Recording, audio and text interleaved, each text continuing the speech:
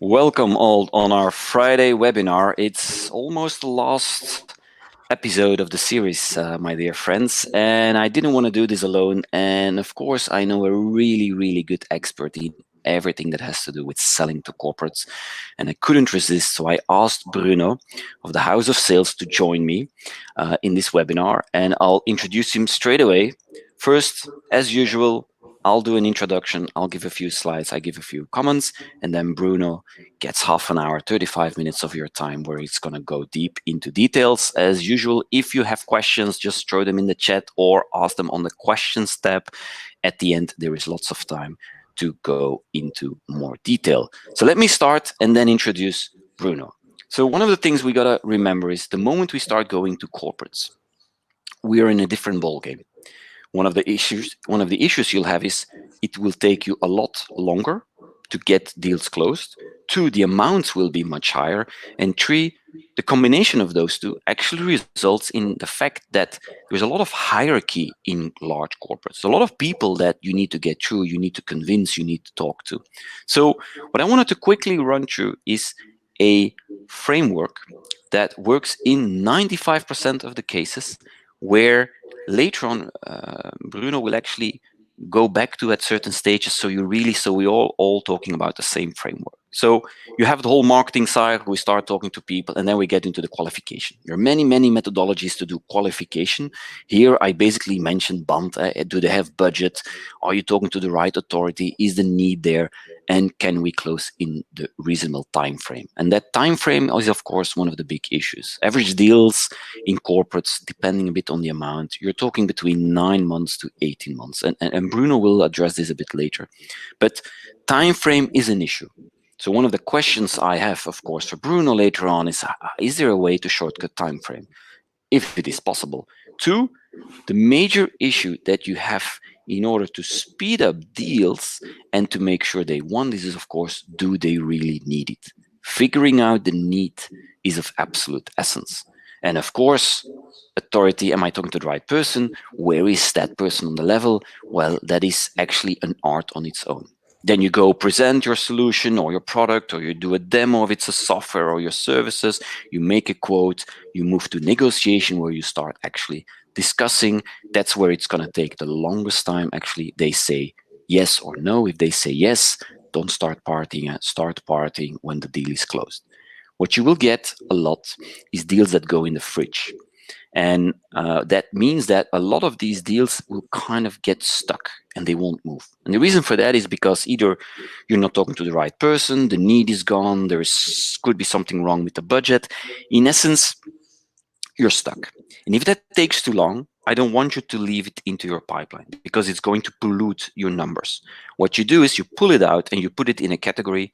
If you use Pipedrive, it's going to be rotten, for instance. I think HubSpot calls it, they have a different name for it. But anyway, I call it nurture. Basically, what happens is you put the deal there, and that is where your marketing department or you as a sales every quarter will go back and try to send them some communication, ask them, hey, how are things going? But you kind of keep them in the loop. There's lots of technique how to do that. I think Bruno touches upon that. Ask me at the end. I'll give you some really tips and tricks to do that properly. If you're asking me next, so what's an average hit ratio? So for most of the companies I've dealt with, the pretty good ones are around 15%, 1-5. So that means if you have 100 deals in qualification, you'll be able to land 15. Now, Bruno and I can discuss at length because, of course, that depends on what type of deal and who you're talking to. Now, I wanted to go into one very important element, that is hierarchy, because it's a question that keeps coming back. And in one of the previous webinars, when I was talking about sales presentations, you've heard me talking about it, and I'm going to do the same story because it's important you really understand how this works. Any company, especially a big one, has many layers. And you go from a strategic layer, the C-suite, the board, the execs, to an operational level. And the thing is, both of them need a different pitch. So what we have as a pitch on the strategic side is always only two options. Either they care about top-line revenue, the promise of new, or they care about cost reduction. It's only those two you have to play with. And their language is no details, please, please, please, no details. Strategic vision, graphs, charts, ROI numbers. If we then go to the operation side and you would take the strategic story and you move it to the operation side, they look at you and think, what the hell is this person talking about?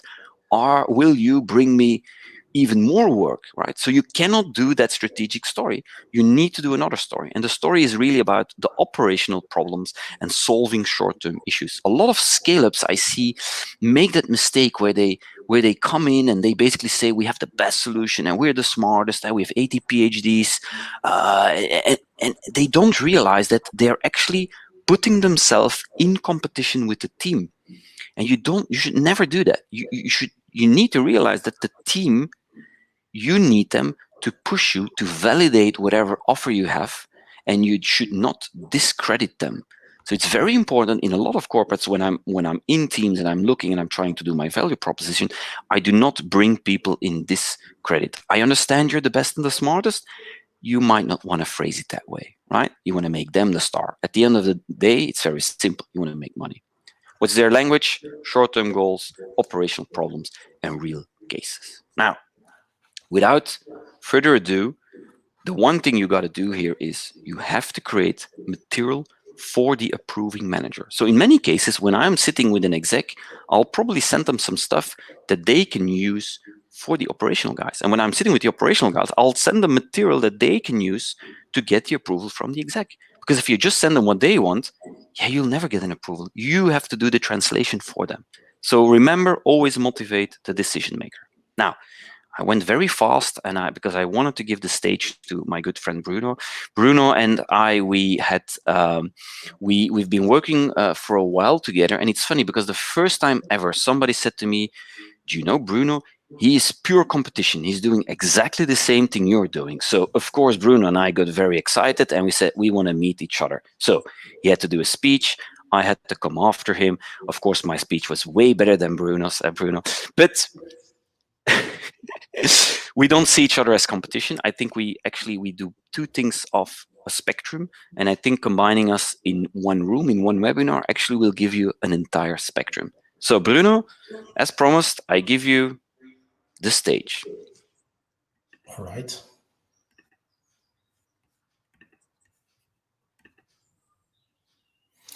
I hope my screen is visible, Michael. Right. Okay. Thank you, Michael, for your smashing introduction. I appreciate. But also thank you to the invisible audience of being 69 right now to participate. And for investing your valuable time with the number 2 in sales. Hope you all get inspired, and my hope is also that you get 3 takeaways out from this webinar to grow your sales DNA when dealing with corporates. I have prepared a series of topics, and to start with, let's do some set the scene. What are the specifics when you are selling to corporates? Okay. Next point on the agenda is to have a word on the context the corporates are in, because if you understand the context they are in, you can better anticipate their expectations. 5% of all sales out there can claim to be sales professionals, and they all share 4 specific qualities. So what are these 4 qualities that typically typecast Johnny Super Sales?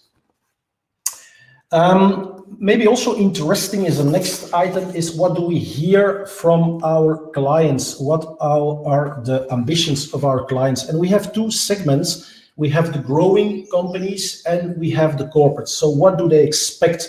What do they want to achieve?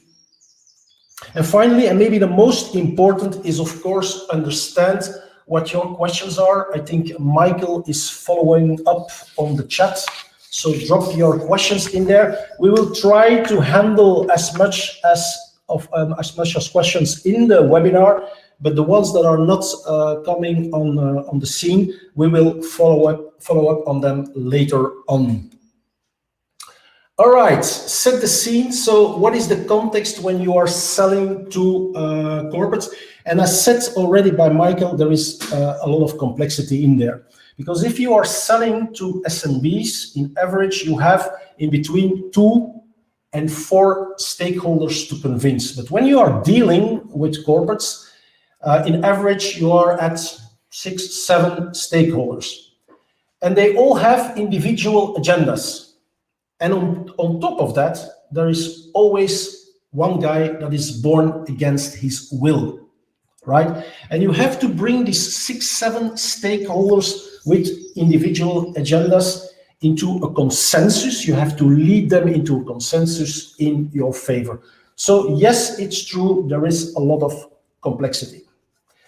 Another specific is that it seems that doing business with corporates is a never-ending story. And also, Michael was referring to that. It's extremely complex. It's taking a lot of time because of the fact that they have, of course, and maybe also they come to you saying, yeah, but we have other priorities, etc., etc. So the big challenge there is not only to create sense of importance, but at the same time, also create sense of urgency. It must be painful. No shit, no business. And of course, procurement will look around the corner, because if your offer is considered as a capital expenditure, as CapEx, for sure, they will look around the corner. Now, we have a certain perception about procurement people like rebate naggers. But besides making a good deal, they have a series of other KPIs you can have impact on. And I'm referring to the level of proactivity that you prove to show, or others are the level of after-sales services that you can provide, your scaling capacity, your proximity, your financial soundness. So there is a whole series of expectations. There is a whole series of KPIs besides only having the best price to offer. So what is my recommendation when you deal with purchasing is to pick the right time when you talk to them. So first of all is when there is no deal on the table, right? If there is no deal on the table and you show interest in how they acquire from suppliers, understand their processes, understand their KPIs, it will be very charming to the purchasing guy, and it will probably become your internal lead generator. Another ideal moment is when the business already have decided to work with you, right? So you only talk, and only then you only talk to procurement once the business have made up their decision in your favor. Because then at that moment in time, your seat is at the same level as the seat of the purchasing guy. And that purchaser, that buyer, cannot fail in the negotiation, because otherwise he needs to return to the business saying, your preferred partner, I didn't come up with a deal with that person. So they fail, right? Next one, competition is all over, right? Of course, because these corporates have nice logos you want to have on your website. My recommendation is always praise the competition, because your own credibility will grow if you praise the competition.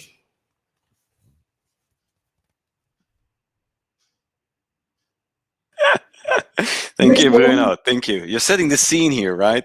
Next one is ROI is always ruling. Okay, so it's extremely important that you do a proper diagnose with your customer, to clearly understand how you can bring value to his business. And another possibility is simply invite your client to participate to help you build the business case. My recommendation there is try to come up with an ROI below 12 months. Because if they start earning money within the same fiscal year, you will probably be on their budget. Or if you succeed to align in time, their returns and their investments so that there is no upfront investment needed, they will probably do business with you. So normally in a normal setup, I would ask you guys if there is any questions there, but unfortunately I'm talking to a slide set. All right, what is the context the corporates are in? Well, we can say that humans live longer, but corporates die sooner. If we look to the Fortune 500 list of 2002, 52% of the companies in there do not appear anymore in the latest Fortune 500 list. They have disappeared. And they have been replaced by newcomers that back in 2002 did not even exist. Okay? So it means that competition is everywhere for the corporate, right? Today, they experience a lot of competition from startups and a lot of competition of scale-ups, growing companies, right? So this is a little bit the context to understand where their expectations are coming from. And the first thing they expect from you is make us understand your relevance from day one. Be crystal clear, because their span of attention is extremely limited. They get approached by so many different companies, so you have to be clear from the first moment. A second expectation, they expect you to be a sounding board for them. So don't position yourself as a consultant, right? But position yourself as a person inspiring them, a business partner, like in sports, right? Because they want to learn from you. So this is extremely important to keep that in your mindset. They also expect you to understand their processes. They want you to understand their request for information process, their request for proposal process, because you can have a massive impact before, during, and after.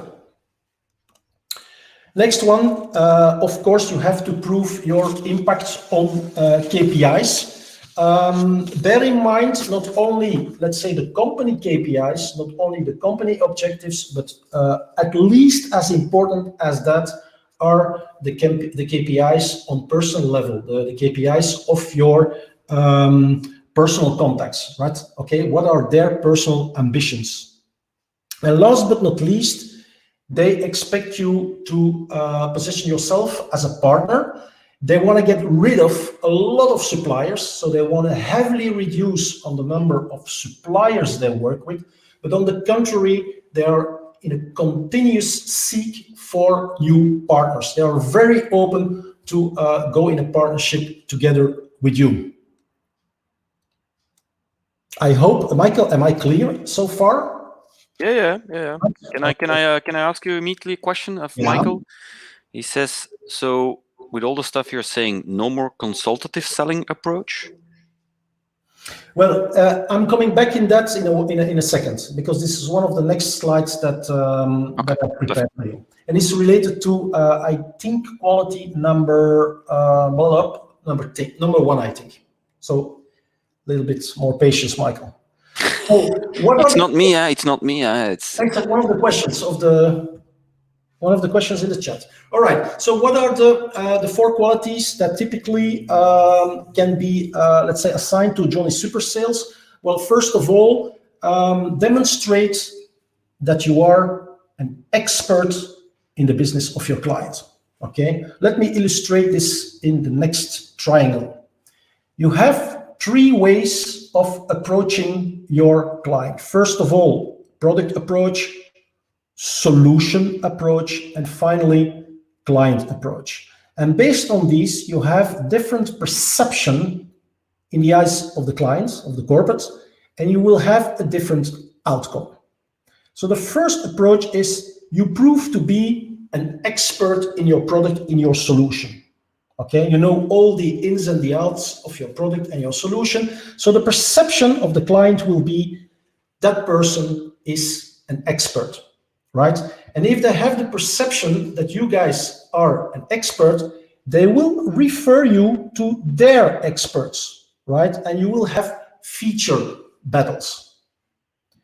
The only way to win there is to have to give massive discounts. And why is that? Because products are all lookalikes. So it's extremely difficult to differentiate yourself based on the quality of your product, because the quality is the Olympic minimum, or the features. So it's extremely difficult. So in the end, you will have to give a discount. When you get a little bit more maturity, they learn you to ask questions to come with an answer or a solution. Perception of the client will be, that sales guy is a problem solver, right? And they will refer you to the line of business responsibles. Why is that? Because the problems always reside somewhere in the business, and you will have line of business talks, and which is good, of course, but the disadvantage is you don't listen to what your customer is saying. Because if I'm asking a question to Michael, and Michael is returning some feedback to me, I'm already thinking in my brain, what answer should I provide? What solution should I come up with, right? But I'm not listening anymore to Michael. So this is a huge disadvantage of solution selling. Also, the customer feels that anytime when he's sharing a piece of information, immediately you are there with your offer, immediately you are there with your product or your solution. So the 5% sales professionals, they actually spend 100% of their time focusing on the client. So they will ask questions, not to come with an answer or a solution, but they will ask questions to understand the client, to understand the plans, to understand the projects, to understand the ambitions, and to understand the KPIs, not only on a corporate level, but also on a private level. So they will ask the person in front of them, they will ask, when are you doing a good job? And when the customer feels that you are concerned about their success, you get trust. By the way, I hate the word trusted advisor, but you get trust from the moment on when the customer feels that you are concerned about their success. And then you have a seat at the C-level table. Okay? So to answer the question of Michael, solution selling, is it still, or consultative selling, is it still valid? The answer is yes, because decision makers appear to be at the 3 levels. So amongst the 6 or 7 stakeholders that you have to bring to consensus, you will probably have 1 or 2 residing on this level, 1 or 2 or 3 on this level, and 1 or 2 on this level. So you have to cover the 3 levels, and you have to focus on and what the product can bring, and come with a proper solution to have an impact on the ambitions of the business, and of course also look forward and position yourself as a partner for that corporate. So you Bruno, yeah. One question here from you. What are your recommendations for acquiring the skills of a trusted advisor? Okay, this is an extremely good question. It requires a lot of business maturity, right? Because most people, the young people, when they start in a sales position, first thing they do, they give a product training, a lot of product training, for weeks, for months, product training. And then all of a sudden they said, now you have to go to solution selling training. Okay, you have to ask questions, understand, discover the needs, discover the pains, and come with solutions, right? The upper level is, of course, asking questions to explore on the plans and the ambitions of your client. And that's that's far away from the ego position. So it requires a lot of business maturity. It's something that you will learn over time, right? It comes with the experience that gradually you move up the ladder. Okay? So I don't know if this is a proper answer to your question, Michael. It's a question to on Joep van Schalk's answer. I think actually it does. You're basically saying patience and a lot of experience helps a lot. Yeah. I had another question here, and then I'll let you continue. From Yassin, who should be the first person you contact in a corporate? Is it the CEO? Is it just below? Is it the midfield? Where do you aim the gun when you start from nowhere? Yeah. That's a good one. This is a very interesting one. You have two options, bottom up or top down, right? The advantage of bottom up is that when you start at the operational level, you can have fast access to these people, right? Because most of the time they are rarely contacted by suppliers. So you have fast access, right? They are readily available to receive you. The evening they will go home and say to their wives or their partners, saying, you know what, I've been approached by one of the suppliers, they want to meet with me. They are so proud that an external company wants to meet with them. Next advantage is they share everything. Most importantly, the things they should not share with you.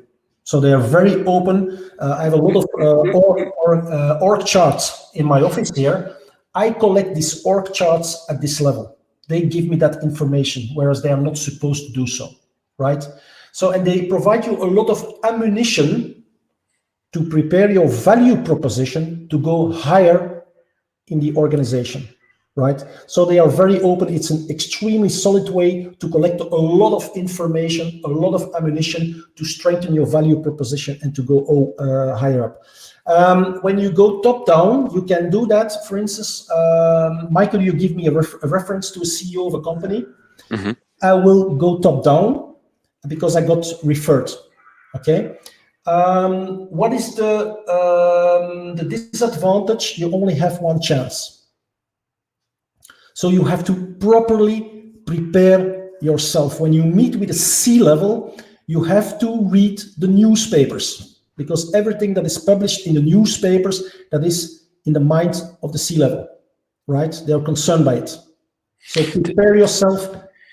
Typically, one of the things I also see is when you go to C-level straight away is most of the time with an introduction, then you tell your story, but it's sometimes without context. Exactly. Right? Somebody said like, hey, this dude, Michael or Bruno can do this. And then you kind of do, and then they go in at the end, they ask, so what, can you make me an offer? And then you send them an offer, and then they it's like they don't trust it. They don't know what it is. And I've had it very recently again.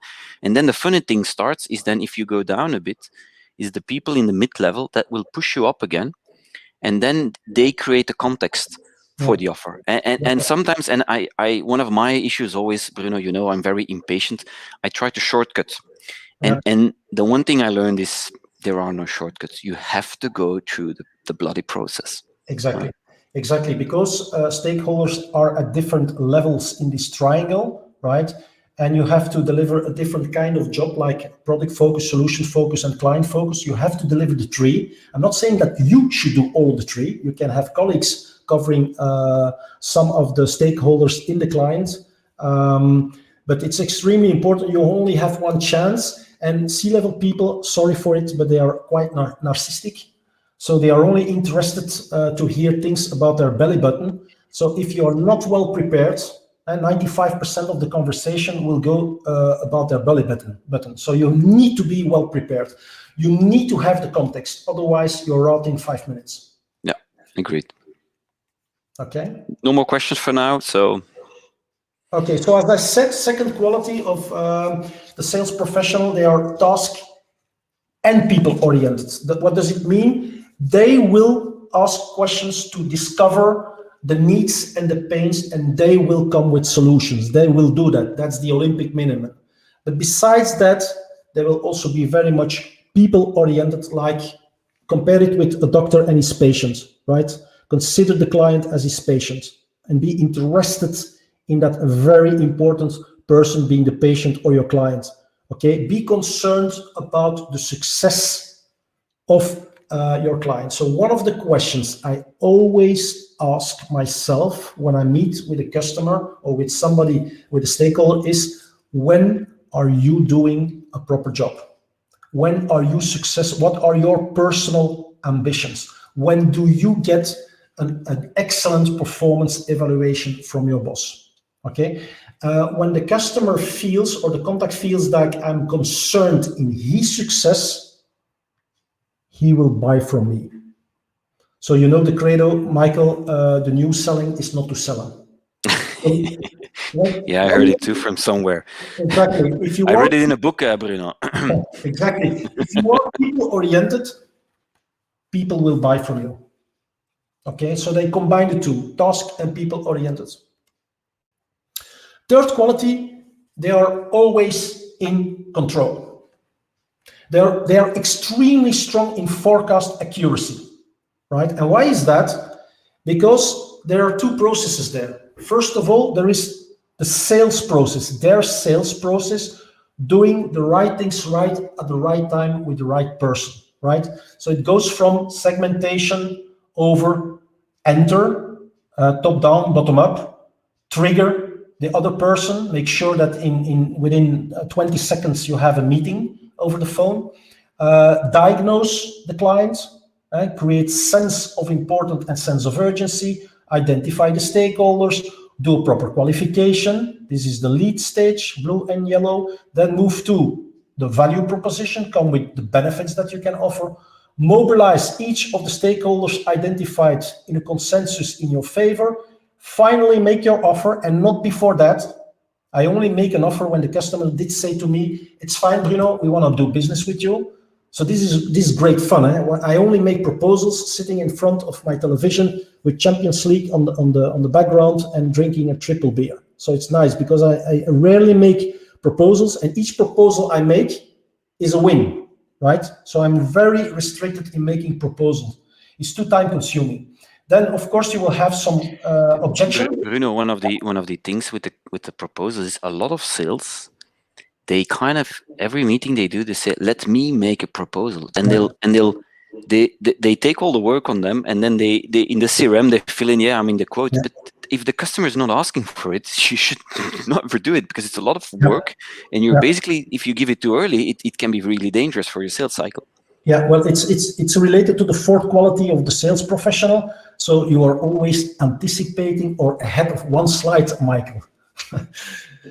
So in the end, you will have some objections. You will have to negotiate and you have to close. But from the client perspective, certainly in corporates, they also have a process. Their purchasing process, their buying circle.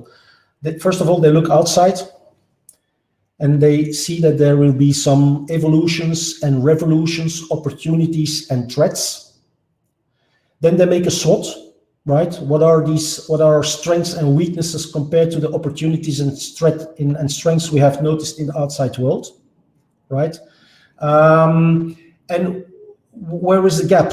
What do we have to do something, because our strengths and weaknesses are not strong enough to deal with the evolutions and the revolutions we have explored in the outside world.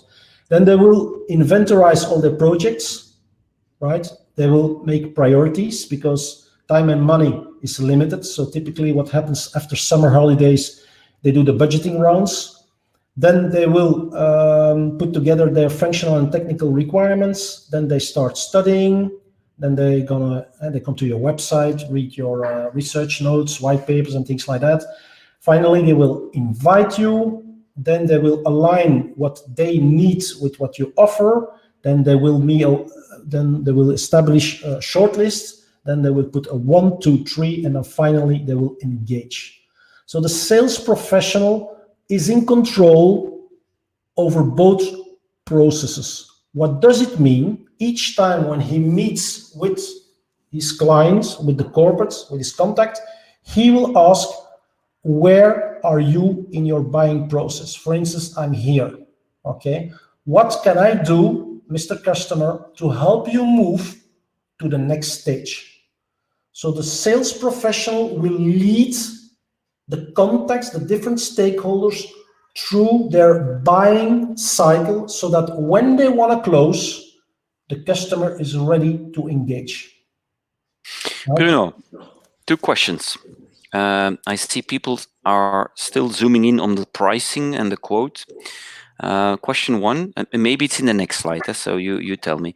Question one from Gauthier: what if the customer asks for a proposal, but you feel it is more to get an idea of the price of your product? It's like, for me, a budget assessment kind of, Exactly. just to know. What do you do? Yeah, that's well. Again, next slide. Okay, I'm just going to stop. So you do next slide, and then I'll go back to If price. I don't deal with it, you have the right to interfere, right? Okay. So the second thing, and that's also really in sync with what I'm talking about being in control. That is a sales professionals that want to enter in the blue stage, right? And why is that?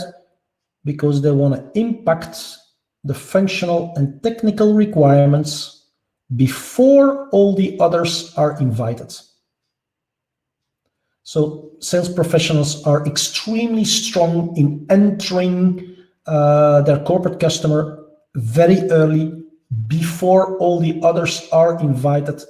And so they have an impact on the requirements, functional and technical requirements of their clients. Again, they are in control.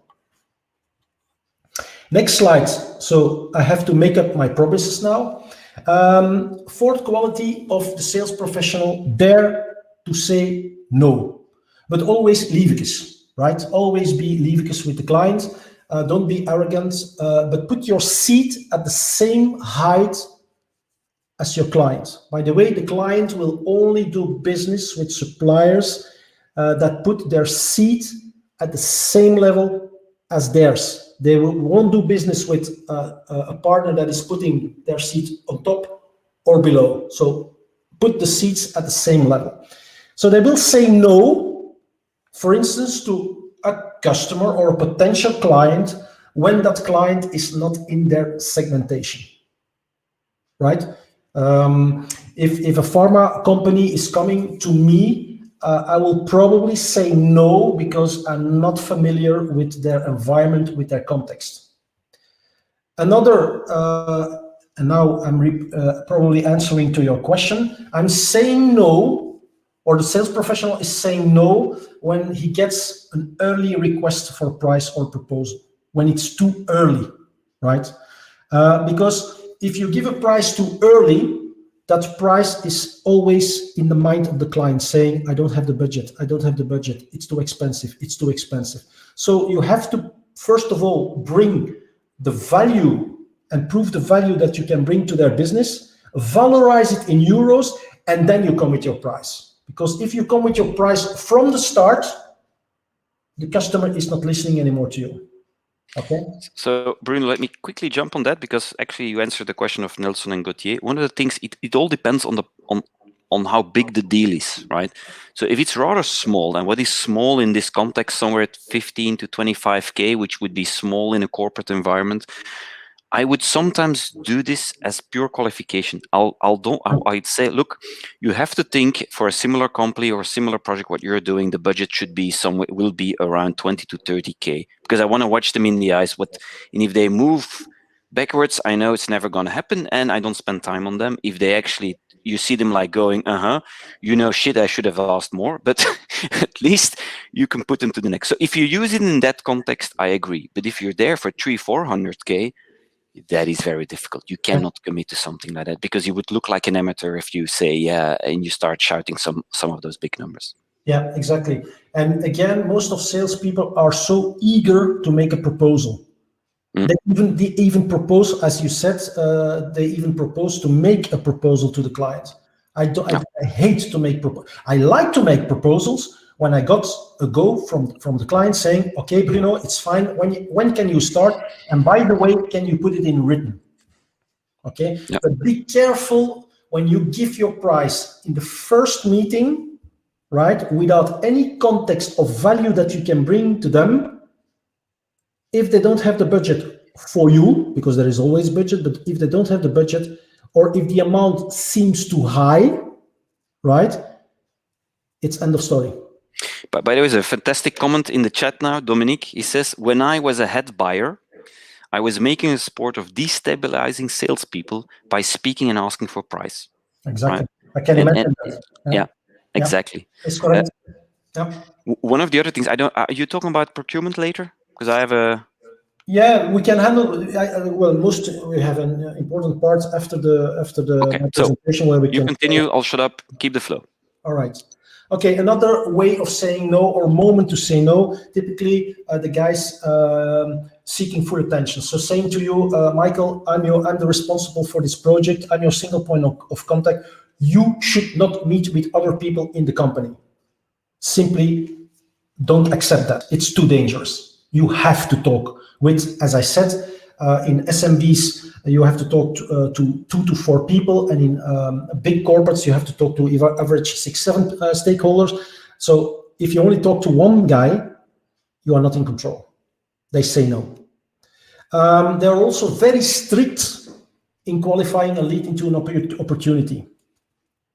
They wanna win more. Sales professionals win more, and they want to lose earlier. And that's exactly the moment when they lose. They decide when they pull out of the opportunity. Another moment sales professional is saying no is, okay, send me your proposal by email. I never ever send my proposal by email. I always ask before I start making my proposal, when do you have 15 minutes for me to go over my proposal? And I do it for 2 reasons. I want to observe the body language of my client. If you send it by email and your client is having a micro expression like this, you haven't seen it. So I want to see the micro expressions of my client. One, and secondly, it gives me the chance to right size at the very end, to right size my proposal. Bruno, another one of the things that happens a lot is, and I see that most of the time in the startup technology space, is that suddenly companies start to sell to the supplier. So they start saying, hey, and if we then, and they make it massive project and we can go there and there, we talk to all these customers. For me, that's also like a big red warning flashing light, where I say your job is then to do a first step, because if it gets too big, you lose. You got to go back to a first step. And if they start selling to you, you know there is interest, but you might be with the wrong person. Yeah, exactly. Exactly. That's typically what is called in the challenger sale. They call this guy your friend. Yeah. Your Yeah. friend. In the first contact, you have the impression that he knows you already for 20 years and is very open in sharing information with you. Yeah. Exactly. Exactly. And then, of course, sales professionals always say no when they get a request for a discount. Never, ever give a discount. I give a discount when I decide to give a discount to my clients. But I never, if clients are asking me for a discount, if they think about asking me a discount, I raise my price each time when I hear the word discount by 10%.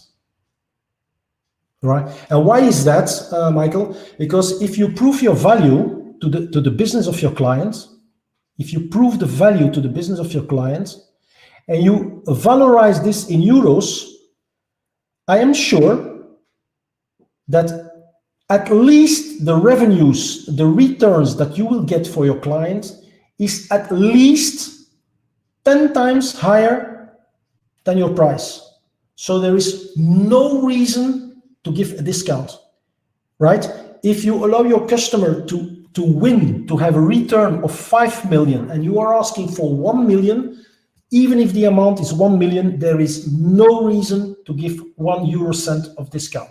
And I will illustrate this with a crazy example I had many, many years ago with the owner of a private jet company, right? So the renting a seat in a private jet may sound horribly expensive, right? Except if you valorize the benefits of flying private jet. It's all about saving time of the CEO, saving time of the businessman. Because if you fly private jet, you have to be there only 15 minutes in advance.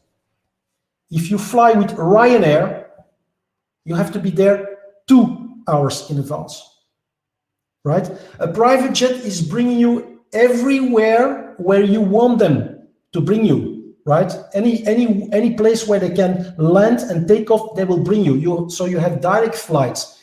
If you take Ryanair, you probably have one or more connection flights. It's consuming time. Another example is you have Wi-Fi on board in a private jet, you can continue working, again, saving CEO time. If you add up all these values in terms of saving CEO time, it is justified to fly in private jets. Even from the start, you would say yeah, but renting a seat in a private jet compared to Ryanair, it's stupid, right? It's a loss from the start. Okay, so again, sales professionals, they say no, but always lievekes. They always say no to their clients at different occasions. I put in the chat the link to, I did an interview with Rudy Peters, who's the CIO of KBC, and I asked him the question, how should I sell to you? And one of the questions is, why on earth do corporates always ask for discounts, and especially procurement and all of that? And he answered with a very blunt statement. He said, if you're that convinced of your value, you should not discount. Exactly. And I put the link in the chat, and it's very interesting to hear him tell that story. And you think, God damn, why have I been facilitating procurement so much? Exactly. Again, procurement. If you bring a lot of value to their company, and as I said before, there are many different KPIs that purchase, because the reality circle, you saw the circle I have presented, was built together with 4 purchasing professionals, right? So I know from them that besides making a good deal, they have other important points of attention. A question Tom asked just is, he said, it's sometimes in tenders and pitches, you gotta outline your discount strategy, right? And and he says, how does it resonate with the story you tell? Because there is hardly any context. It's very time consuming. Would you participate on this type of sales or walk away? Yeah, that's again a strong question. Participating to an RFI or an RFP, I will only do it when I had the opportunity to talk with all the stakeholders in advance, because I want to know everything that is not written in the RFI or the RFP documents. And if I don't get the chance in advance to talk to them, to make already a difference in advance, I don't participate, right? I made a failure myself. A few years ago, I was called by a company saying, Bruno, you have to participate to an RFP because we got your name from a previous boss. So that was very charming. I got a reference from my previous boss, and he insisted 4 times, yes, but your previous boss said you have to participate. But I didn't have the chance to have any contact in advance. The end result was I lost. So I asked them, why did I lose? You were more expensive. I made a fool of myself. I said to myself, if you are saying to all your customers that you don't participate, except if you have the opportunity to have discussions in advance, and now you're making these mistakes, you know what? I was so angry that I said each time you're sharing this mistake with your clients. It's massive.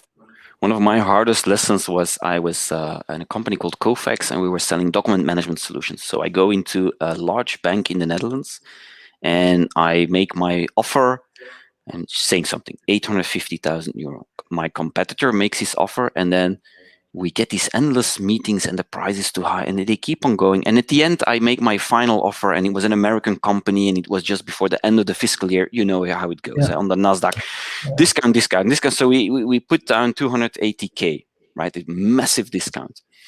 What happened? We lost. So I went back in and I said, why did we lose? I said, did we lose for price? No. Your competitor, we bought it at 950K. And that's the day I thought, man. Yeah. Exactly. But sometimes you need the dealing and wheeling of procurement. Bert just said he sometimes adds 15% on top of his price so he can give 15% discount. I know it. True. Okay, I'll let you continue. The advantage of being involved before the official process is that you can make a difference in advance. You can right size the requirements in your favor, or you can eventually make sure that there is no RFP process, right? No. But But by it's the way, Bert asks an interesting question. He says, Mhm. okay, so what's the best approach to learn all the stakeholders? Do you ask it at your contact person? How do you get to know that? Yeah, that's a good one. When you have succeeded to identify a pain or a problem in your diagnose, you have asked a lot of questions, and all of a sudden there is a pain coming on the table. I ask the question, who in your organization is suffering from this, right?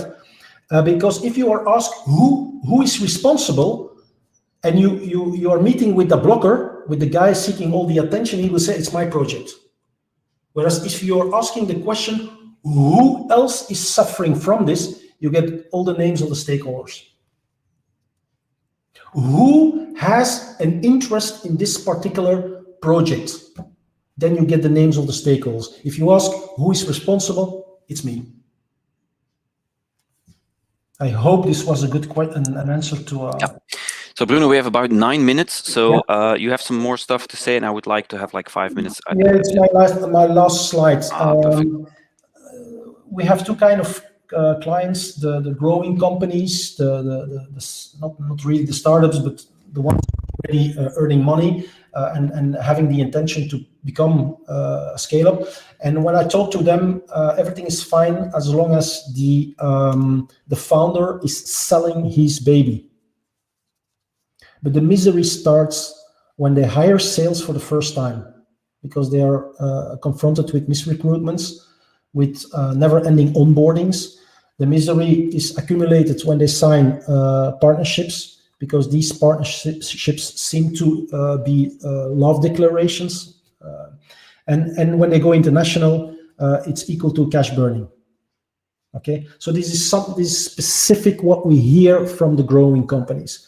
When we talk to the corporates, our other segments, contrary to invent, build, and accelerate, the corporates want to reinvent, rebuild, and re-accelerate.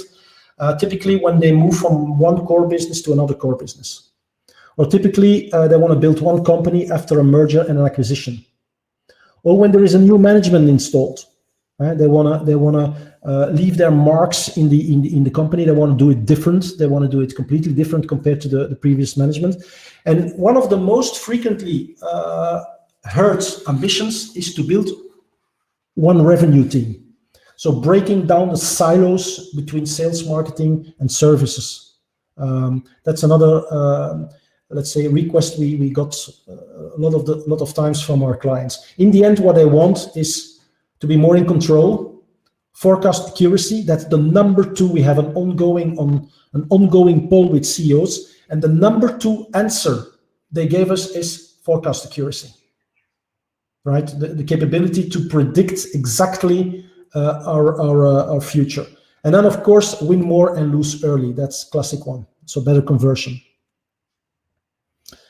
All right, so that's me, the second best. If you want to have any contacts with me in the future, I would be glad. But I'm open to all kind of questions that you have in the chat, Michael. Yeah, perfect. I had another one, Maarten. It's not always easy or possible to discover the value or business case numbers. Sometimes the prospect doesn't know. Any key takeaways to how to get them to the surface, how to get those numbers? Yeah. So building the business case is not easy, right? Because you have to ask each time when you bring a value to them, you have to ask the question, what is it worth to you, right? Or they don't know it, or it's hard to valorize it in euros, right? And in these particular cases, ask your question different in the sense of how critical is it to your business, right? So if you are not able to build a business case based on revenues, on euros, ask the question, how important is it? How critical is it? And each time when they say it's critical, it's critical, it's critical, they are convincing themselves, right? Mm-hmm. If they say a few times, yes, this is extremely important, this is critical to my business, they will expect a higher price from you. They will say, okay, I already feel, Bruno, you're probably coming with something very expensive to me, and this is because you succeeded to each time make them think, I need it because this is critical, I need it. So no values, make them say it's critical. A good one, also a question from Peter, my good friend Peter. I was on his podcast, PS Grow, check it out. And he says, "Hey Bruno, you have gray hair. Do you believe a youngster of 25 can be credible in a C-level meeting, or should his manager or older person, veteran, join him?" Yeah. As I said before, growing into the triangle, if you want to be at the upper level, I said it's growing over time. When you acquire business maturity, you feel more comfortable in talking to C-level, where the conversation will be 100% around the belly button of the person in front of you. It's a challenge. I must say, when I started working for HP, the first time when I was going to the upper floor and meeting with C-level, I was stressed like hell. Right, I completely messed up. It's difficult. It's really challenging. So it's something that they have to learn. Let's go step by step. On ne pas brûler les étapes, like we say in French. But yeah, it is a challenge.